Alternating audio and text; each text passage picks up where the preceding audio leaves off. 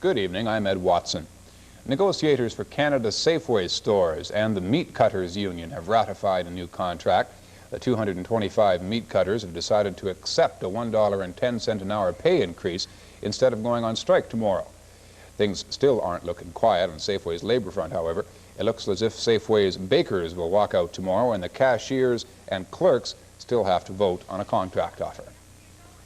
Another federal-provincial battle may be shaping up. Federal Environment Minister John Roberts is expected to release a letter this week in which he is recommending Parliament not approve a Slave River Dam project.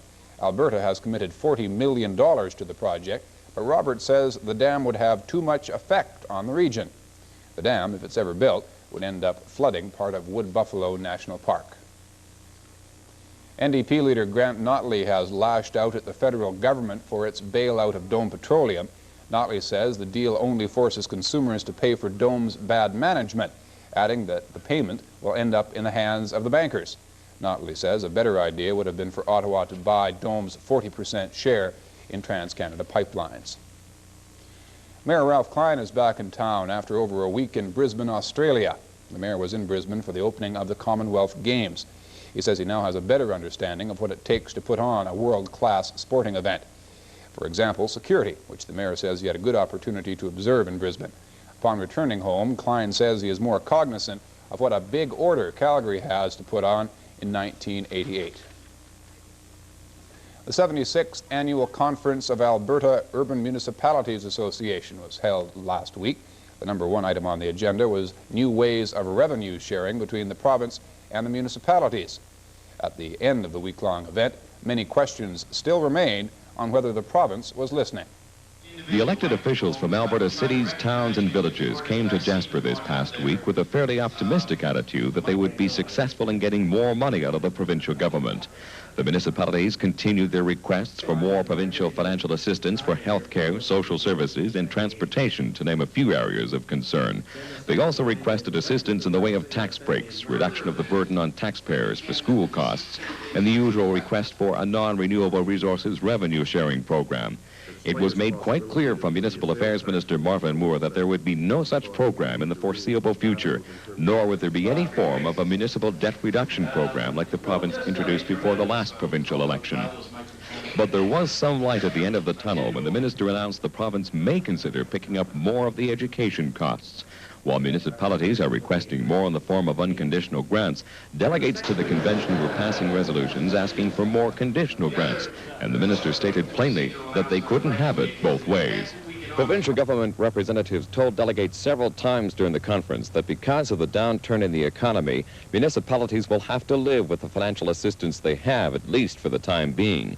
And despite the upcoming provincial election, the province stated there would be no loosening of the purse strings. That news alone had many delegates leaving less optimistic than when they arrived. You can expect a fairly good week weather-wise, although it won't be Indian summer weather. The forecast is calling for a few clouds overnight and mostly sunny skies tomorrow. The low tonight will be around -2 and the high tomorrow near 12. There is no chance of rain until at least Wednesday.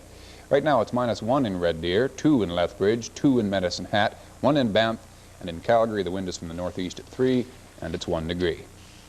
Well, the Calgary Stampeders suffered the worst beating of the season today. Boy, did they ever get beat. But Mark Stephen has some highlights.